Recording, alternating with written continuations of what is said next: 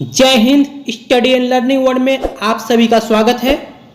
आज के इस क्लास में हम डिस्कस करने वाले हैं उत्तर प्रदेश पेट एग्जाम 2022 सामान्य ज्ञान के कुछ महत्वपूर्ण प्रश्नों के बारे में।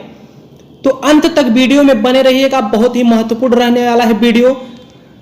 अगर चाहते हैं आप परीक्षा में सफल होना तो सभी प्रश्नों को नोट करते जाइएगा, एक एक प्रश्न महत्वपूर्ण होने वाले हैं।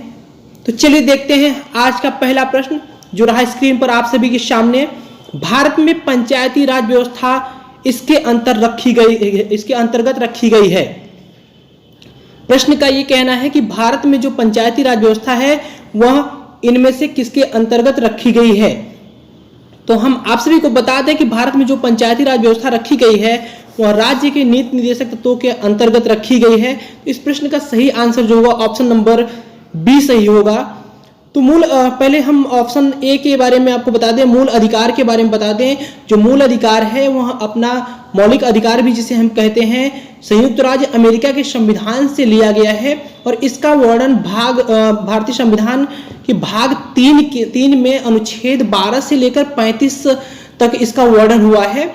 संविधान के भाग 3 को भारत का अधिकार पत्र भी कहा जाता है और इसे ही मूल अधिकारों का जन्मदाता भी कहा जाता है। एक चीज और आपको बता दें कि मौलिक अधिकारों में जो होता है संशोधन किया जा सकता है और राष्ट्रीय आपात जो होती है अनुच्छेद 352 जब देश में लागू होता है उस समय जीवन एवं व्यक्तिगत स्वतंत्रता के अधिकार को छोड़ करके अन्य जितने भी मौलिक या मूल अधिकार हैं सभी को स्थगित कर दिया जाता है।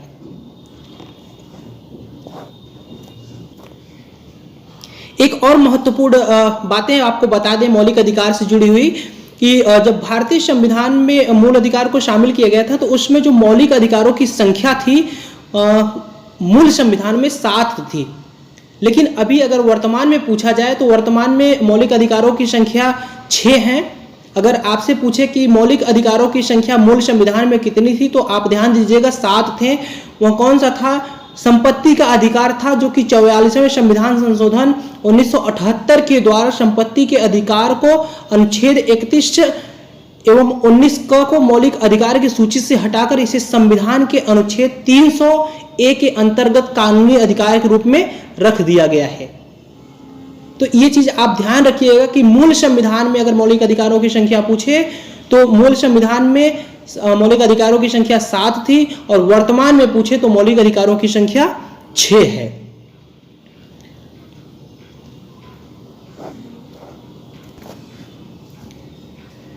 मूल अधिकारों की अगर बात की जाए तो 1931 ईस्वी में कराची अधिवेशन में जब अध्यक्षता सरदार वल्लभ भाई पटेल जी ने किया हुआ था तो कांग्रेस ने घोषणा पत्र के मूल अधिकार की मांग की थी।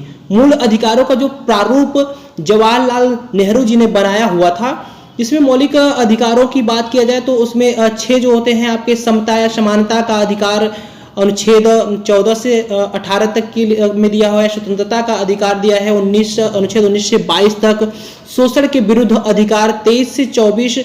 संस्कृति और शिक्षा से संबंधी अधिकार 29 से 30 है और संवैधानिक उपचारों का अधिकार जो है अनुच्छेद 32 में दिया हुआ है। अभी हमने 31 के बारे में आपको बताया। 31 में संपत्ति का अधिकार था जिसे हटा करके 300A में रख दिया गया है। और बात करते हैं राज्य के नीति निर्देशक तत्वों की, तो राज्य के जो नीति निर्देशक तत्व हैं वह संविधान के भाग 4 में शामिल किए गए हैं जो कि आयरलैंड से लिए गए थे। राज्य के नीति निर्देशक सिद्धांत जो है वो आयरलैंड के संविधान से लिया गया है और संविधान के भाग 4 में शामिल किया गया है।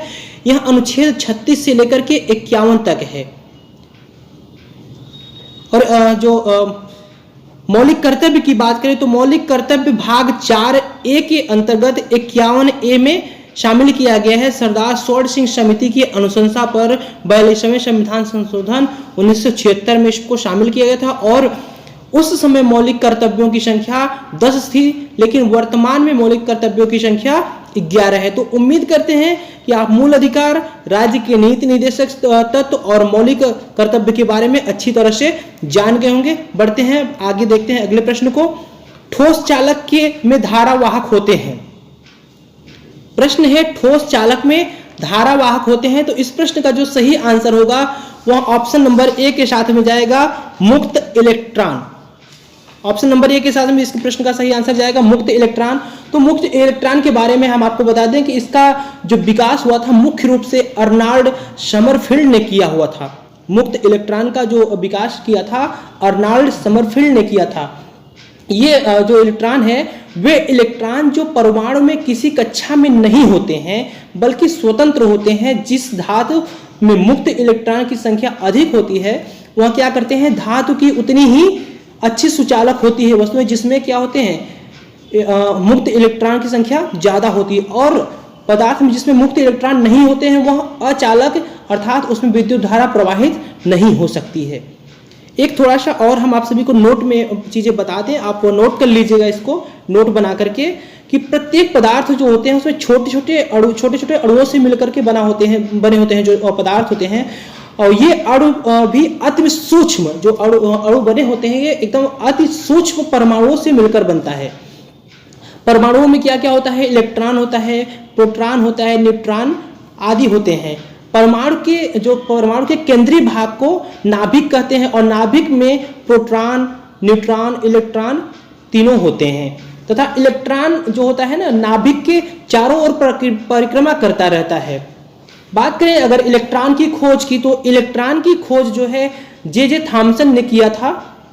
इलेक्ट्रॉन परमाणु में पाया जाता है, इसका जो आवेश होता है वह ऋणात्मक आवेश होता है।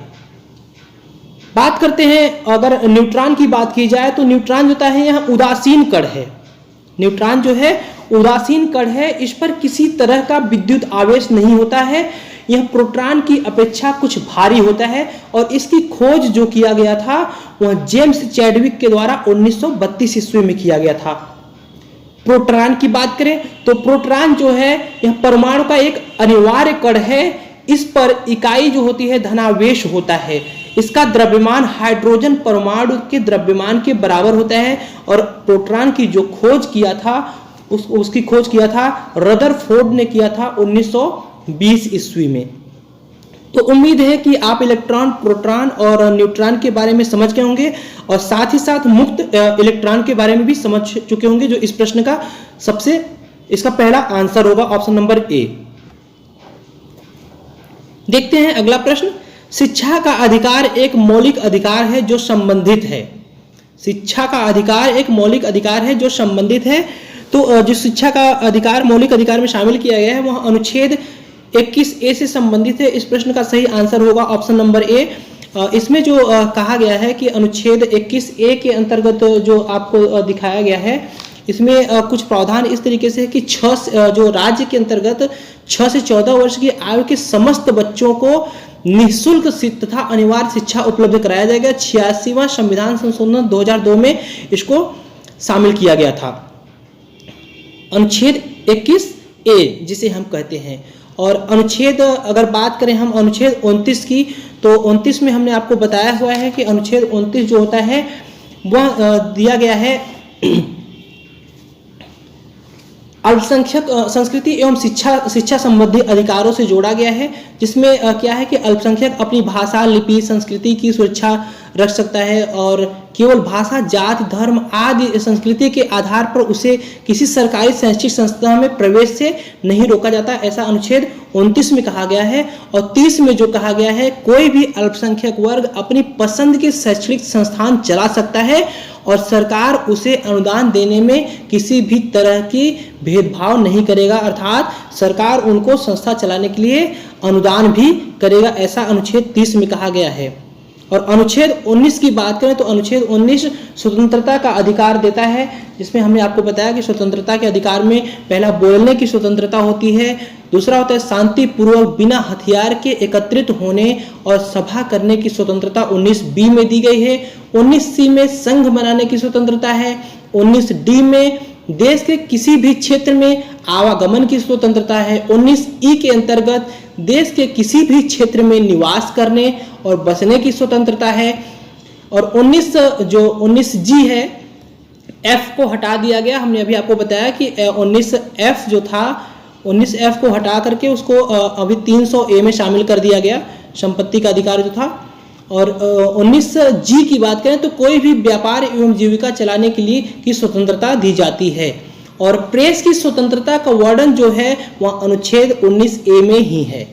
तो उम्मीद है कि आप अनुच्छेद 21A, 29 एवं 30 तथा 19 से पूरी तरीके से अवगत हो चुके होंगे, पूरी तरीके से जान चुके होंगे। अब बढ़ते हैं अगले प्रश्न की ओर। निम्न में से किसने संविधान सभा में उद्देश्य प्रस्ताव रखा था? तो संविधान सभा में जो उद्देश्य प्रस्ताव रखा था वह रखा था जवाहरलाल नेहरू जी ने। इस प्रश्न का सही आंसर ऑप्शन नंबर ए होगा। BN राव जी जो थे वह भारतीय संविधान के संवैधानिक सलाहकार थे। और भीमराव अंबेडकर जो थे, BR अम्बेडकर के नाम से जिन्हें हम जानते हैं, यह प्रारूप समिति के अध्यक्ष थे। प्रारूप समिति के अध्यक्ष थे। अब बात की जाती है कि प्रारूप समिति की जो अध्यक्ष थे, प्रारूप समिति में कौन कौन थे, कितने लोग थे, तो उन सब के बारे में हम बता दें कि प्रारूप समिति का जो गठन हुआ था वह BN राव द्वारा तैयार किए गए संविधान के प्रारूप विचार विमर्श करने के लिए संविधान सभा द्वारा 29 अगस्त 1947 ईस्वी को एक संकल्प पारित करके प्रारूप समिति का गठन किया गया और इसके अध्यक्ष के रूप में डॉक्टर भीमराव अंबेडकर को चुना गया। और इस समिति में 7 लोग थे। पहले थे भीमराव अंबेडकर जो अध्यक्ष थे, और N गोपाल स्वामी अयंगर थे दूसरे, तीसरा अल्लादी कृष्ण स्वामी अय्यर थे, चौथा कन्हैया लाल मणिलाल मुंशी थे जिसे हम KM मुंशी के नाम से भी जानते हैं, पांचवें थे सैयद मोहम्मद सादुल्ला, और छठवां N माधव राव जो कि BL मित्र के स्थान पर इनका चयन हुआ था, और DP खेतान 7वें थे। 1948 में इनकी मृत्यु के बाद इनके स्थान पर TT कृष्णरामचारी को सदस्य बनाया गया था। तो ये 7 लोग जो थे ये प्रारूप समिति के सदस्य थे। और संविधान में हम अगर बात करें भीमराव अंबेडकर जी का, तो इनका जो चयन हुआ था वह इनका निर्वाचन हुआ था पश्चिम बंगाल से। देश बंटवारे के बाद इनका निर्वाचन बॉम्बे से हुआ था, बॉम्बे यानी पूना प्रांत से हुआ था। पहले इनका जो चयन हुआ था पश्चिम बंगाल से हुआ था, और बंटवारा हो जाने के बाद देश का इनका निर्वाचन बॉम्बे से हुआ था। उम्मीद है ये सब चीजें आप समझ गए होंगे, नोट कर लिए होंगे। बढ़ते हैं आगे, देखते हैं अगले प्रश्न को। भारतीय संविधान के किस अनुच्छेद में अल्पसंख्यकों के हित निहित हैं? अभी हमने अल्पसंख्यकों के बारे में आपको बताया कि अल्पसंख्यकों के हित निहित है। 29 और 30 में अल्पसंख्यक शिक्षा और संस्कृति के बारे में बताया गया है। तो अनुच्छेद 21 में जो है अल्पसंख्यकों के हित के बारे में वर्णन किया गया है। इस प्रश्न का जो सही आंसर होगा ऑप्शन नंबर बी के साथ में जाएगा, अनुच्छेद 29 में हमने आपको अभी थोड़ी पिछले प्रश्न में ही बताया है कि अल्पसंख्यक वर्गों के हितों का संरक्षण किया गया, जिसमें उनको कहा गया है कि केवल भाषा, जाति, धर्म और संस्कृति के आधार पर उसे किसी भी सरकारी शैक्षिक संस्थान में प्रवेश से नहीं रोका जाएगा, ऐसा अनुच्छेद 29 में कहा जाता है। अनुच्छेद 21 की बात करते हैं तो अनुच्छेद 21 होती है प्राण एवं दैहिक स्वतंत्रता का संरक्षण करता है। इसमें प्राण एवं दैहिक स्वतंत्रता दी गई है। अनुच्छेद 24 की बात की जाती है तो अनुच्छेद 24 जो होता है यह बालकों के नियोजन का प्रतिषेध, यानी 14 से कम वर्ष आयु वाले किसी बच्चे को कारखानों में, खानों या अन्य किसी जोखिम भरे काम पर नियुक्त नहीं किया जा सकता, ऐसा अनुच्छेद 24 में कहा जाता है। यह शोषण के विरुद्ध अधिकार के अंतर्गत आता है, जिसमें अनुच्छेद 23 और अनुच्छेद 24 आते हैं। तो अनुच्छेद 23 में मानव का दुर्व्यापार या बलात् श्रम का प्रतिषेध के बारे में बताया गया है। उम्मीद है प्रश्न समझ में आ गया होगा। बढ़ते हैं आगे, देखते हैं अगला प्रश्न। भारत के उस प्रथम राज्य का नाम क्या है जिसने अभी अपने सभी निवासियों को स्वास्थ्य बीमा प्रदान किया है? तो इस प्रश्न का जो सही आंसर होगा ऑप्शन नंबर ए के साथ में जाएगा, राजस्थान। राजस्थान इस प्रश्न का सही आंसर होगा। राजस्थान ने अपने सभी निवासियों को स्वास्थ्य बीमा प्रदान किया हुआ है। यह भारत का प्रथम राज्य है। नेक्स्ट क्वेश्चन देखते हैं। भारतीय सेना ने कश्मीर में अपनी एक फायरिंग रेंज का नाम बॉलीवुड अभिनेत्री के नाम पर रखा है। तो जो फायरिंग रेंज का नाम बॉलीवुड अभिनेत्री के नाम पर रखा गया है वह अभिनेत्री हैं Vidya Balan. Option number A इस प्रश्न का सही होगा।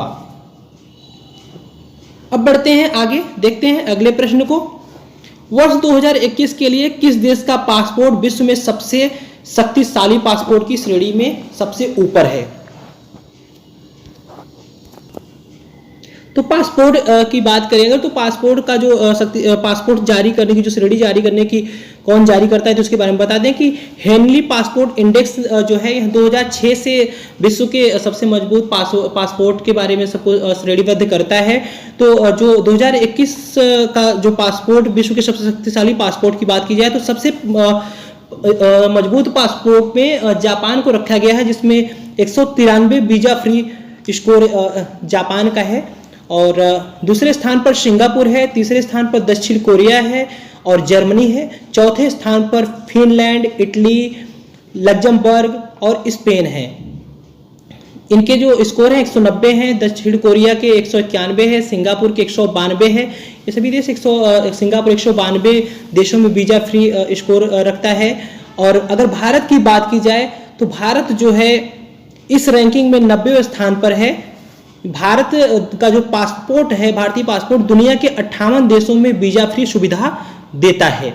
और अगर रूस की बात की जाए तो रूस 50वें स्थान पर है और यूएसए की बात की जाए तो यूएसए 7वें स्थान पर 2021 के अनुसार है।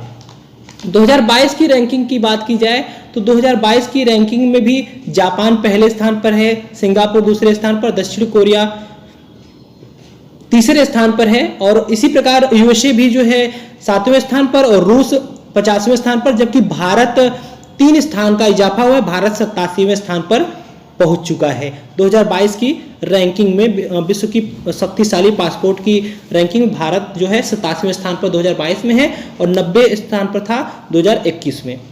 तो उम्मीद है इस प्रश्न में अब कोई आपको संशय नहीं बचा होगा। अब बढ़ते हैं आगे, देखते हैं अगला प्रश्न। इस प्रश्न का सही आंसर होगा ऑप्शन नंबर ए। नेक्स्ट क्वेश्चन ये रहा स्क्रीन पर आप सभी के सामने। वर्ष का 21-22 में के दूसरे क्वार्टर जुलाई सितंबर के लिए सुकन्या समृद्धि खाते की ब्याज दर क्या है? तो सुकन्या समृद्धि योजना के बारे में पहले हम आप सभी को बता दें कि सुकन्या समृद्धि योजना जो है वह क्या है। तो 2015 में भारत सरकार ने अपने कार्यक्रम बेटी बचाओ बेटी पढ़ाओ के अंतर्गत एक योजना लॉन्च की थी। इसमें क्या होता है कि 7.6% के बेहतर रिटर्न के साथ में जो ब्याज दर दिया जाता है 6.7% के हिसाब से दिया जाता है। तो इस प्रश्न का जो सही आंसर होगा वह ऑप्शन नंबर बी के साथ में जाएगा 7.6%। तो सुकन्या समृद्धि योजना जो शुरू किया गया था तो यह किया गया था 2015 में भारत सरकार ने अपने कार्यक्रम बेटी बचाओ बेटी पढ़ाओ के अंतर्गत लॉन्च किया था। इसमें मिनिमम 250 रुपए से इस योजना को प्रारंभ किया जा सकता है। बढ़ते हैं अगले प्रश्न की ओर, देखते हैं अगला प्रश्न क्या है। तो कौन सा राज्य सरकार ने मुख्यमंत्री दलित सशक्तिकरण योजना को लागू किया है? तो हम आप सभी को बता दें कि तेलंगाना के मुख्यमंत्री के चंद्रशेखर राव ने दलित सशक्तिकरण योजना के तहत गरीबी रेखा के नीचे जीवन यापन करने वाले प्रत्येक लाभार्थी दलित परिवार को 10 लाख रुपए का आर्थिक सहायता प्रदान करने की घोषणा की है। तो इसमें भी कुछ इन्होंने कंडीशन रखा हुआ है कि जो इनके यहाँ 119 विधानसभा सीटें हैं, जो तेलंगाना में 119 विधानसभा सीटों हैं, उसमें हर विधानसभा सीट से 100 दलित परिवारों का चुनाव किया जाएगा। तो 100 दलित परिवार एक विधानसभा से चुनाव किए जाएंगे जिनको 10 लाख रुपए की आर्थिक सहायता प्रदान की जाएगी। तो इस प्रश्न का सही आंसर होगा ऑप्शन नंबर बी। बढ़ते हैं अब अगले प्रश्न की ओर, देखते हैं अगला प्रश्न। निम्न में से किस देश को थंडर ड्रैगन की भूमि के नाम से जाना जाता है? तो थंडर ड्रैगन की भूमि के नाम से जाना जाता है जिस देश को, उस देश का नाम है भूटान। ऑप्शन नंबर डी इस प्रश्न का सही आंसर होगा। तो भूटान के बारे में हम आपको थोड़ी सी चीजें बता दें कि भूटान को the land of thunder dragon कहा जाता है। The land of thunder dragon कहा जाता है। इसका नाम द्रकयू, इसका नाम जो है द्रकयू है, जिसका अर्थ है ड्रैगन का देश। भूटान अपने घरों को ड्रकयूल कहते हैं। भूटानी जो लोग हैं वो अपने घरों को ड्रकयूल भी कहते हैं, जिसका अर्थ होता है बर्फीले ड्रैगन का घर। तो उम्मीद है आप इस प्रश्न को अच्छी तरीके से समझ लिए होंगे। अब बढ़ते हैं अगले प्रश्न की ओर, देखते हैं अगला प्रश्न। तो संतरे में बहुतायत मात्रा में पाया जाता है, क्या पाया जाता है? पूछा जा रहा है vitamin C, vitamin B, vitamin A या विटामिन के। तो इस प्रश्न का आंसर आप सभी बताइए। तब तक हम आप सभी को कुछ और डिटेल में कुछ चीजें बता देते हैं। जैसे कि विटामिन सी का नाम, विटामिन बी का नाम, विटामिन ए का नाम आदि चीज़ें हम आप सभी को बताते हैं। आप तब तक कमेंट करिएगा इस प्रश्न का सही आंसर क्या होगा। कमेंट कीजिए इस प्रश्न का सही आंसर। चलिए हम आपको बताते हैं, जो विटामिन सी है संतरे में जो बहुतायत मात्रा में पाया जाता है, यानी खट्टे पदार्थों में जो विटामिन पाया जाता है वो विटामिन सी पाया जाता है। तो इस प्रश्न का सही आंसर होगा vitamin C, option number A इस प्रश्न का सही होगा। विटामिन सी को जो है हम एस्कॉर्बिक एसिड के नाम से जाने जाते हैं। इसकी कमी से जो होता है स्कर्वी रोग या मसूड़ों का फूलना हो जाता है। यह ज़्यादातर खट्टे पदार्थों में पाया जाता है, जैसे नींबू, संतरा, नारंगी खट्टे पदार्थ आदि जो होते हैं, इसमें मिर्च में, अंकुरित अनाज आदि में भी पाया जाता है। और विटामिन बी की बात करें तो यह थायमिन नाम से जाना जाता है, इसका रासायनिक नाम थायमिन है और इसकी कमी से बेरी रोग होता है। विटामिन ए की बात करें तो विटामिन ए को रेटिनॉल के नाम से जाने जाते हैं, रासायनिक नाम जो इसका रेटिनॉल है। रतौंधी, संक्रमण रोगों का खतरा और जीरोथैलेमिया आदि इससे होते हैं रोग। विटामिन के की बात करें तो इसको फिलोक्विनोन कहते हैं, जिसमें रक्त का थक्का न बना, यानी रक्त के थक्का न बनने के लिए यह विटामिन सहायक होता है। तो विटामिन के बारे में अब आपको बता दें कि विटामिन ए होता है बी, सी, डी, ई और के, ये विटामिन होते हैं। तो विटामिन को याद करने का एक अच्छा ट्रिक है कि रथ पर एक टॉफी। तो देखिए रथ से हो जाएगा र से रेटिनॉल, थ से थायमिन और पर को छोड़ दिया जाए तो रथ के बाद पर को छोड़ करके एक टॉफी की बात की जाए तो ए से एस्कॉर्बिक एसिड हो जाएगा, यानी विटामिन सी। और कॉफी क से कैल्सीफेरॉल हो जाएगा। और टॉफी की बात की जाए तो टोकोफेरॉल और फिलोक्विनोन क्या हो जाएगा, रथ पर एक टॉफी या रथ एक टॉफी भी आप कह सकते हैं, रथ एक टॉफी। Retinol, thiamine, ascorbic acid, calciferol, tocopherol, phylloquinone ये विटामिन के नाम हैं। उम्मीद है विटामिन के बारे में आप समझ गए होंगे। अब बढ़ते हैं आगे, देखते हैं अगला प्रश्न। Bold bamboos oasis on lands in drought परियोजना हाल ही में भारत के किस राज्य में शुरू की गई। तो बोल्ड परियोजना जो शुरू की गई वह भारत के राजस्थान में शुरू की गई, राजस्थान राज्य में शुरू की गई। तो इस प्रश्न का सही आंसर होगा option number A, Rajasthan. Bold जो है, बोल्ड परियोजना हाल ही में भारत के राजस्थान में शुरू की गई। बढ़ते हैं अगले प्रश्न की ओर, देखते हैं अगला प्रश्न क्या है। रियाद किस देश की राजधानी है। तो रियाद के बारे में हम आपको बता दें कि रियाद सऊदी अरब की राजधानी है, जहां की मुद्रा रियाल है। तो इस प्रश्न का सही आंसर होगा option number A, Saudi Arab. Riyadh Saudi Arab की राजधानी, यहाँ की मुद्रा जो है रियाल है। म्यांमार की बात करें तो म्यांमार की राजधानी जो है नायप्लीडा है।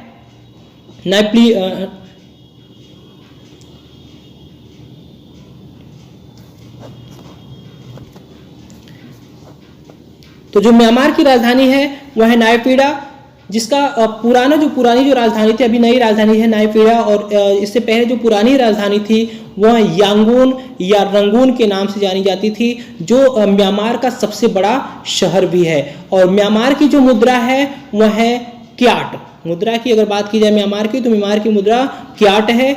बांग्लादेश की राजधानी ढाका है और यहाँ की मुद्रा टका है। चलते हैं अगला प्रश्न देखते हैं। तमिलनाडु विधानसभा 2021 का चुनाव किस राजनीतिक दल ने जीता। तो जो यहाँ की राजनीतिक दल जो चुनाव जीता है उसका नाम है डीएमके। डीएमके है, मुख्यमंत्री हैं एमके स्टालिन और पूर्व मुख्यमंत्री जो थे के पलानीस्वामी, जो कि अन्ना द्रमुक पार्टी से थे। और अभी जो मुख्यमंत्री हैं इस समय वो हैं एमके स्टालिन, जो कि डीएमके पार्टी से हैं। और पूर्व मुख्यमंत्री के हमने बताया कि के पलानीस्वामी अन्ना द्रमुक पार्टी से थे। तो 2021 का चुनाव जीतने वाली राजनीतिक दल जो है वो है डीएमके। इस प्रश्न का सही आंसर होगा ऑप्शन नंबर सी। चलते हैं अगला प्रश्न देखते हैं। किस भारतीय मंत्रालय द्वारा हाल ही में 2019-20 के लिए UDISE+ शुरू किया गया। तो UDISE+ के बारे में हम बता दें कि एक वर्चुअल टाइम पोर्टल है, जिसके माध्यम से शिक्षक अपने छात्रों के बारे में जानकारी प्राप्त कर सकते हैं। यह यूपी शिक्षा की प्रणाली में शामिल एक विशेषता है। तो यहाँ पे पूछा गया किस मंत्रालय ने शुरू किया है, तो यहाँ शुरू किया है शिक्षा मंत्रालय ने। इस प्रश्न का सही आंसर होगा ऑप्शन नंबर डी, जो कि शिक्षा मंत्रालय ने एक वर्चुअल टाइम पोर्टल लॉन्च किया है, जो उत्तर प्रदेश शिक्षा प्रणाली में शामिल किया गया है। चलते हैं आगे बढ़ते हैं। नेक्स्ट क्वेश्चन, अंतरिक्ष में जाने वाली भारतीय मूल की दूसरी अमेरिकी महिला अंतरिक्ष यात्री कौन है? तो इसके बारे में हम आप सभी को बता दें कि पहली जो अंतरिक्ष महिला भारत में जन्मी जो पहली महिला अंतरिक्ष यात्री थी वो थी कल्पना चावला, जिनका जन्म 17 मार्च 1962 को करनाल में हुआ था।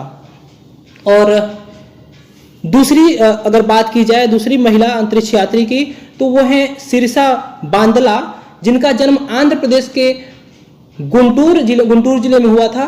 और 34 साल की जो बांदला है, यह अंतरिक्ष जाने वाली दूसरी भारतीय महिला है, भारतीय महिला जो भारत में जन्म ली है।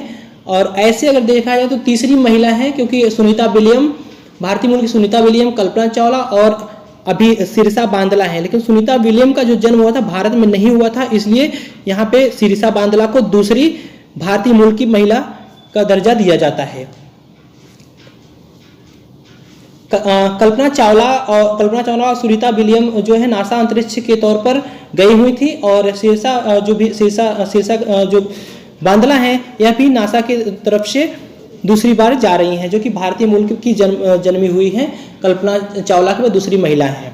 और ऋतु कारिधाल की बात करें तो ऋतु कारिधाल जो है इसरो मंगलयान के उप संचालन निदेशक थी। इसरो जो अब भारत की संस्था है, वहां पे जब मंगलयान भेजा गया था, मंगल में कक्षा में भेजा गया था, तो उस समय ये क्या थी, मंगलयान के उप संचालन निदेशक थी। इनका जो जन्म हुआ था 13 अप्रैल 1975 को लखनऊ में हुआ था। और इन्हीं को भारत की रॉकेट वुमन के रूप में भी जाना जाता है। ऋतु कारिधाल को भारत की रॉकेट वुमन के रूप नाम से भी जाना जाता है। उम्मीद है आप तीनों ऑप्शंस के बारे में अच्छी तरह समझ चुके होंगे। अंतरिक्ष जाने वाली भारतीय महिलाओं में सुनीता विलियम, कल्पना चावला और सिरसा बांदला। भारत में जन्मी दो महिलाएं जो हैं कल्पना चावला और सिरसा बांदला। कल्पना चावला का जन्म जो हुआ था करनाल में हुआ था और सिरसा बांदला का जो हुआ था गुंटूर आंध्र प्रदेश में हुआ था। और ऋतु कारिधाल जो है मंगलयान की उप संचालन निदेशक थी। इनका जन्म लखनऊ में हुआ था 13 अप्रैल 1975 को, जिन्हें ऋतु कारिधाल को ही भारत की रॉकेट वुमन के रूप में भी जाना जाता है। बढ़ते हैं अगले प्रश्न की ओर। इस प्रश्न का सही आंसर होगा सिरसा बांदला दूसरी महिला है। नेक्स्ट क्वेश्चन देखते हैं। उस भारतीय पहलवान का नाम क्या है जिस पर हाल ही में डोपिंग के लिए 2 वर्ष का प्रतिबंध लगाया गया था? तो इसका सही आंसर होगा option number D, Sumit Malik. ऐसे पहलवान हैं जिनके ऊपर 2 वर्ष के लिए प्रतिबंध लगाया गया था, डोपिंग के लिए 2 वर्ष का प्रतिबंध लगाया गया था। नेक्स्ट क्वेश्चन, भारत का वह कौन सा प्रथम राज्य है जहां end to end E cabinet प्रणाली लागू की गई है? तो वह भारत का वह राज्य है Himachal Pradesh. Option number D इस प्रश्न का सही आंसर होगा कि भारत का हिमाचल प्रदेश प्रथम राज्य है जहां end to end E cabinet प्रणाली लागू की गई है। नेक्स्ट क्वेश्चन देखते हैं। निम्न में से कोस्टारिका की राजधानी कौन सी है? तो जो कोस्टारिका की राजधानी है वह है सैन जोस। इस प्रश्न का सही आंसर होगा option number D, San Jose जो है कोस्टारिका की राजधानी है। बीजिंग जो है चीन की राजधानी है। दिल्ली भारत की राजधानी है और ढाका जो है बांग्लादेश की राजधानी है। तो कोस्टारिका की राजधानी जो है वह है सैन जोस है। इस प्रश्न का सही आंसर होगा ऑप्शन नंबर डी, बीजिंग चीन की राजधानी है, दिल्ली भारत की राजधानी है, ढाका बांग्लादेश की और सैन जोस जो है कोस्टारिका की राजधानी है। देखते हैं अगला प्रश्न। स्मार्टफोन निर्माता वीवो ने किस क्रिकेट खिलाड़ी को अपना ब्रांड एम्बेसडर नियुक्त किया?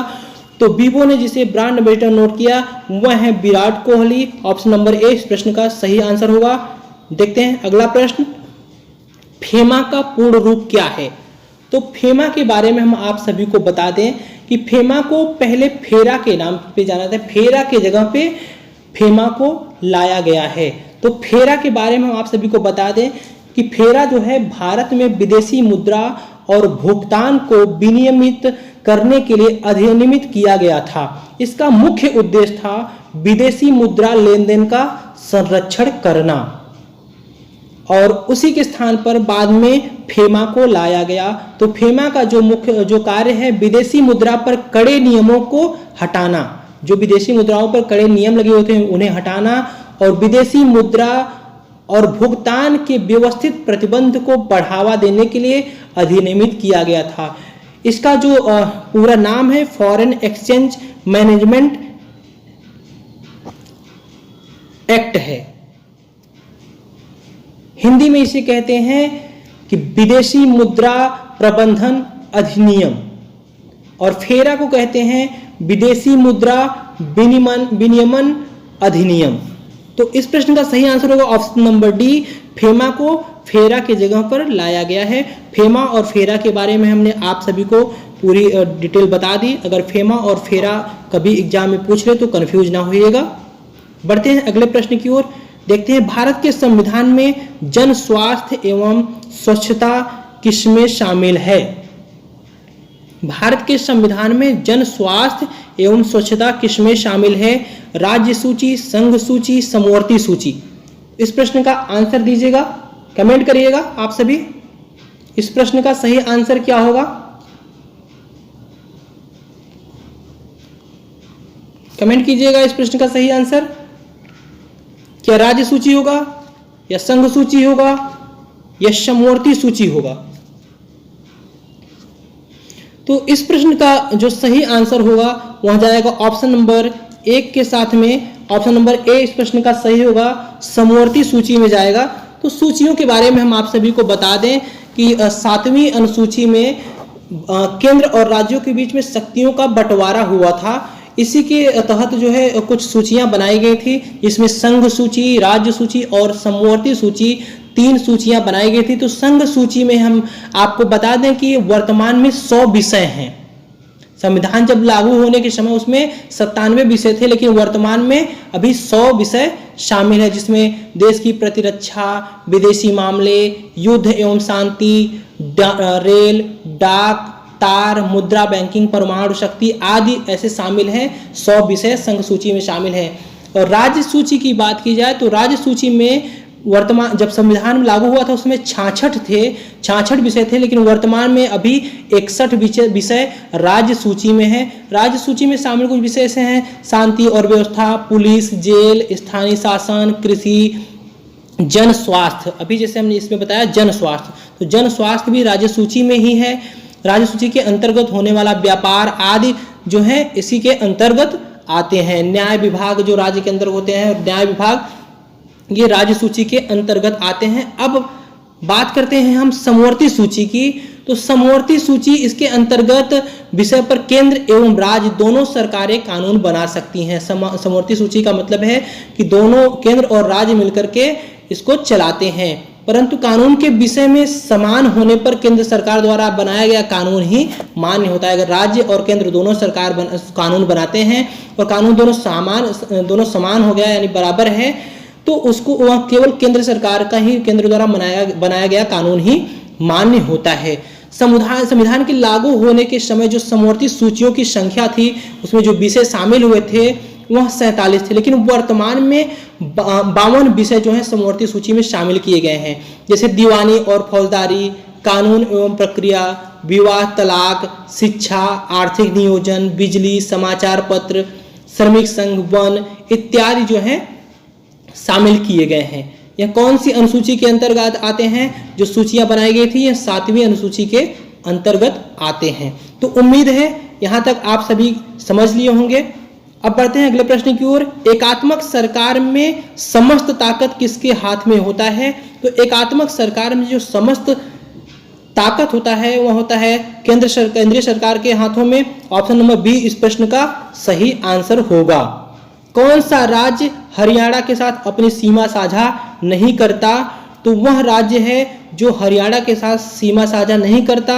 इसका सही आंसर होगा Madhya Pradesh. Option number B इस प्रश्न का सही आंसर होगा। उत्तर प्रदेश, हिमाचल प्रदेश, राजस्थान जो है हरियाणा के साथ अपनी सीमा साझा करते हैं, जबकि मध्य प्रदेश नहीं करता है। तो उम्मीद करते हैं यह वीडियो आप सभी को पसंद आया होगा, जानकारी अच्छी लगी होगी, और आपने एंजॉय भी किया होगा वीडियो को, काफ़ी चीज़ें सीखने को भी मिला होगा। तो वीडियो को एक बार लाइक जरूर कर दीजिएगा, दोस्तों के साथ शेयर कर दीजिएगा, और अगर अभी तक चैनल को सब्सक्राइब नहीं किया है तो चैनल को सब्सक्राइब कर लीजिए, जिससे हमारे चैनल पर आने वाले इंपॉर्टेंट वीडियो के नोटिफिकेशन आप सभी को मिल सकें। और फिर मिलते हैं हम नेक्स्ट क्लास में कुछ इंपॉर्टेंट कंटेंट के साथ में, इंपॉर्टेंट प्रश्नों के साथ में। तब तक के लिए थैंक यू सो मच। जय हिंद, जय भारत।